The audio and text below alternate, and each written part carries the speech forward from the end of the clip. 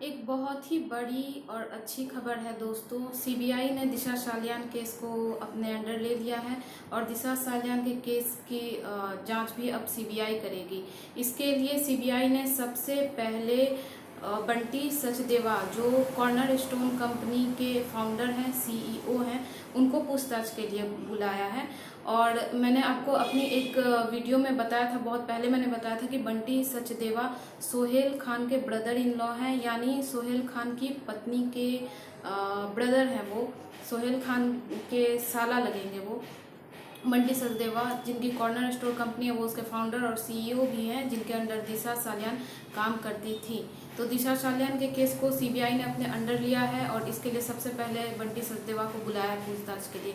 ये एक बहुत ही बड़ी अच्छी राहत भरी खबर है, जिसका इंतज़ार आप लोगों को भी था और मुझे तो बहुत लंबे समय से था। मैं इस इंतज़ार में थी कि दिशा सालियान के केस को सीबीआई अपने अंडर ले, क्योंकि दिशा सालियान के केस की जांच किए बिना, उनकी मौत की जांच किए बिना ये सुशांत के केस के रिजल्ट तक पहुंचना थोड़ा मुश्किल था और ये बहुत ही कॉम्प्लिकेटेड होता। और अब दिशा सालियान के केस की जांच होगी तो सीबीआई के लिए थोड़ा आसान होगा और भी बहुत सारी बातें खुलेंगी, बहुत सारी परत खुलेगी, बहुत सारी बातें सामने आएंगी। और मैं बता दूं कि corner stone company celebrity management company है, जो बहुत सारे क्रिकेटर्स और एक्टर्स की का पीआर का काम करती है। और इसी के दौरान दिशा सालियान सुशांत सिंह राजपूत से मिली थी। एक फिल्म में वो सुशांत सिंह राजपूत की मैनेजमेंट संभाल रही थी, सेलिब्रिटी मैनेजर थी वो सुशांत सिंह राजपूत की। तो ये एक सब जान रहे थे, सबको पता था कि कहीं ना कहीं दिशा के केस से सुशांत का केस जुड़ा हुआ है। दिशा की मौत 8 जून को हुई थी, सुशांत की मौत 14 जून को हुई। तो जैसे ही ये खबर मिली, वैसे ही दिमाग ने कहीं ना कहीं संकेत दिया कि दोनों की मौत में कुछ ना कुछ कनेक्शन तो ज़रूर है। और दिशा के भी केस को सुसाइड बताया गया था, जबकि उनकी पोस्टमार्टम बहुत लेट हुई थी। पुलिस भी बहुत लेट पहुंची थी उनके बॉडी को उठाने। पुलिस को इन्फॉर्म काफ़ी लेट से किया गया था। तो ये सारी बातें, और जबकि वो पार्टी कर रही थी, पार्टी करते करते कोई कैसे सुसाइड कर सकता है। तो इसीलिए थोड़ा डाउटफुल था कि ये सुसाइड है या नहीं है। और मुझे पता है कि सुशांत सिंह राजपूत का केस जितना लंबा खींचा जा रहा है, आप लोगों को थोड़ी बेचैनी हो रही होगी कि कोई अरेस्ट क्यों नहीं हो रहा है, किसी के ऊपर कार्रवाई क्यों नहीं हो रही है, केस इतना लंबा खींचा जा रहा है।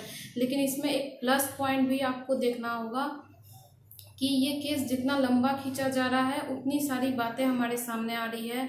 परत दर परत बहुत सारी बातें खुलती आ रही हैं। जैसे अभी ड्रग्स की बातें सामने आई, बहुत सारी आप देख ही रहे हैं। और जैसे जैसे ताई जाकर इधर उधर इंटरव्यू दे रही है, तो इसमें घबराने वाली कोई बात नहीं है। ये और अच्छा है कि वो अपने खिलाफ बहुत सारे सबूत बोलते बोलते दे देती हैं। जैसे एक बार वो बोलती हैं कि मुझे वहाँ से भेजा, मैं वहाँ से निकली, मुझे कहा सुशांत ने कि तुम ठीक होकर वापस आना।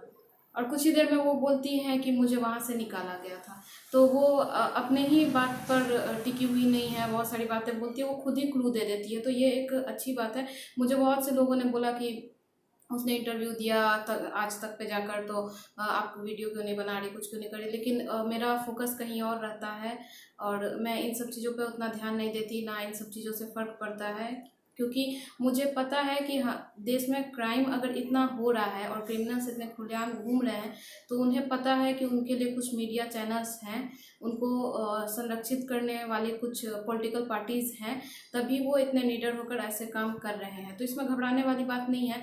और कुछ मीडिया चैनल्स जैसे एनडीटीवी, आज तक, इनका तो इतिहास ही रहा है। इनका आई थिंक इनके चैनल का एजेंडा ही यही है कि देश में कुछ भी हो, वो गलत का साथ देंगे और गलत ही फैलाएंगे, गलत ही लोगों तक पहुंचाएंगे। हाँ, मैंने उनके इंटरव्यू को पूरा नहीं देखा। मुझ तक 52 सेकंड की एक छोटी सी क्लिप्स पहुंची थी, जिसमें वो कमेंट टाइप से बोल रहे थे कि मेरे सपने में आए थे और आजकल तो बहुत लोगों के सपने में आ रहे हैं। तो उनकी उसकी लैंग्वेज मुझे बहुत ही रफ़ लगी। बहुत ही रफ़ लड़की तो वो है ही। जैसे जैसे कांड उसने अपने इस ज़िंदगी में किए हैं, वो आप भी समझ सकते हैं। रिया के सपोर्टर्स जो ये सोचते हैं कि रिया ने बहुत बड़ा तीर मार दिया, इंटरव्यू दिया है, उनके लिए एक बात मैं और कहना चाहूँगी कि सबसे पहले ये तो इंटरव्यू था ही नहीं। ये आप लोग के दिमाग का लेवल है जो आप इसे इंटरव्यू समझ रहे हैं, ये इंटरव्यू नहीं था।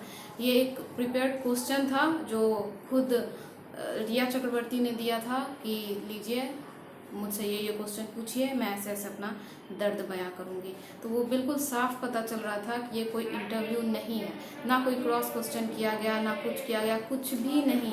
एकदम बिल्कुल जैसे लग रहा है कि क्वेश्चन आंसर की सीरीज FAQ देखा होगा आपने, उस टाइप से लग रहा था। और वो भी रिया चक्रवर्ती द्वारा प्रिपेयर क्वेश्चन था।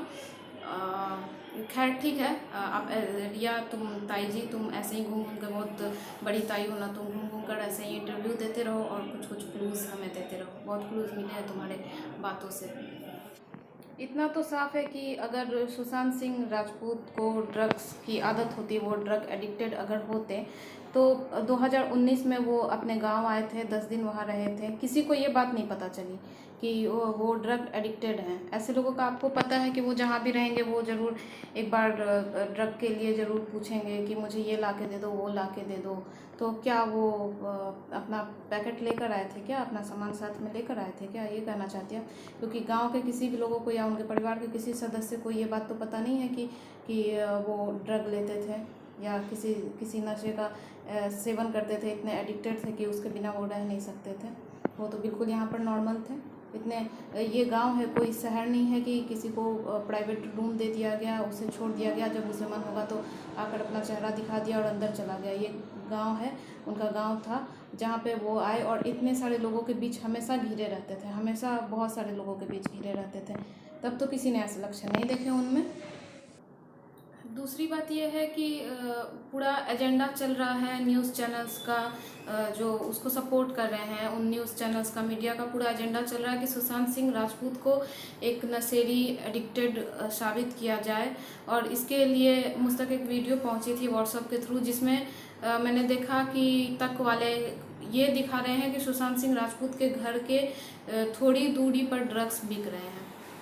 ये इतना चीपनेस है, मैं कुछ बोल भी नहीं सकती इसमें, क्योंकि मुंबई में कहाँ ड्रग्स नहीं बिकते हैं ये बताओ। लेकिन दिखाया गया कि सुशांत सिंह राजपूत के घर के करीब में ड्रग्स बिक रहे हैं। मतलब न्यूज़ का भी कोई लेवल, कोई मतलब इनके कुछ रह नहीं गया है लेवल, कुछ भी दिखा रहे हैं ये लोग। क्यों करण जौहर के पार्टी की जो वीडियो सामने आई थी जिसमें सब ड्रग्स ले रहे थे, तो उसके बारे में तो कुछ नहीं बताया आपने। वहाँ कैसे पहुँचा वो लोग भी, क्या सुशांत सिंह राजपूत के घर के पास आकर खरीद कर ले गए थे ड्रग्स? तो विचित्र तरह की ये लोग चैनल चला रहे हैं। एक मैंने देखा कि ट्विटर पे एक बंदे ने लिखा था कि लड़कियां क्यों नहीं साथ दे रही रिया चक्रवर्ती का, वो बेचारी अकेले लड़ रही है।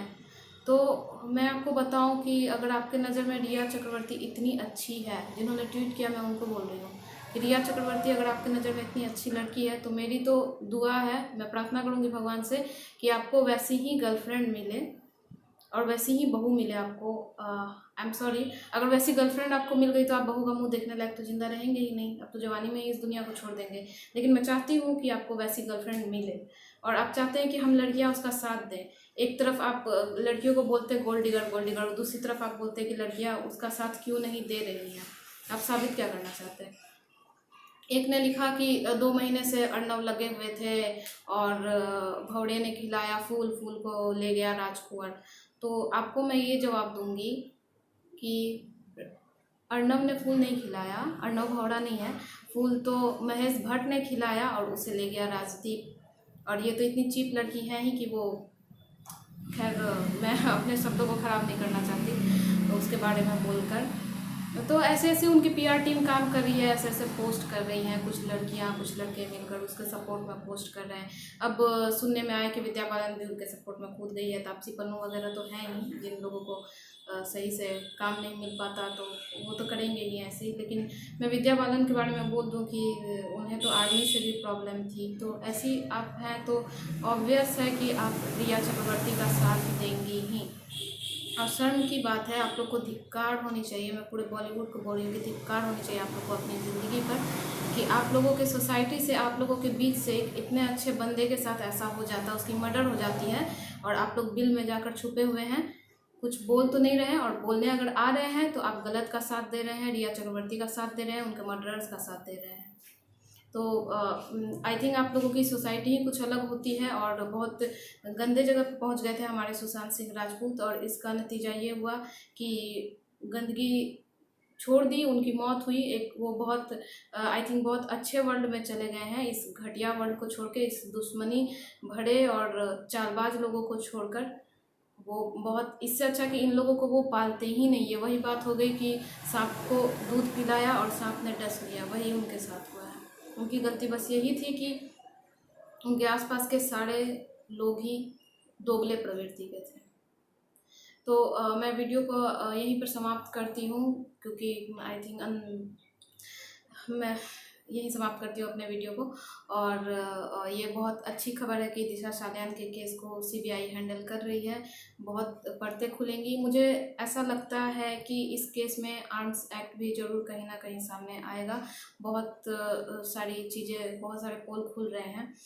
और अगर सुशांत सिंह राजपूत को आप लोग नशेड़ी भंगेरी अगर साबित कर रहे हैं, तो मेरा ये कहना है कि आप भी तो उसी ग्रुप में थे भाई, तो आप लोग कैसे शुद्ध हो गए? यही नशा हनी सिंह करता है तो बहुत अच्छा लगता है। नशे की हालत में हनी सिंह का करियर बीच में ख़राब हुआ, वो गायब हो गया था, अपना ट्रीटमेंट करा रहा था। तो हनी सिंह बहुत अच्छा, और कहीं कहीं मुझे पढ़ने को मिलता है कि एक नशेड़ी गया, उसके लिए इतना हाय तौबा क्यों? तो जल्द ही आप लोग को समझ में आ जाएगा नशेड़ी भंगेरी कौन था और कौन नहीं है, वो सब सामने आ जाएगा। और हम लोग अगर यहाँ उनके लिए अभी तक हैं, इतनी बड़े तादाद में लोग उनके लिए आवाज़ उठा रहे हैं, तो कहीं ना कहीं ये उनके स्पिरिट की ताकत हम लोगों को मिल रही है कि हम ये काम कर रहे हैं। धन्यवाद।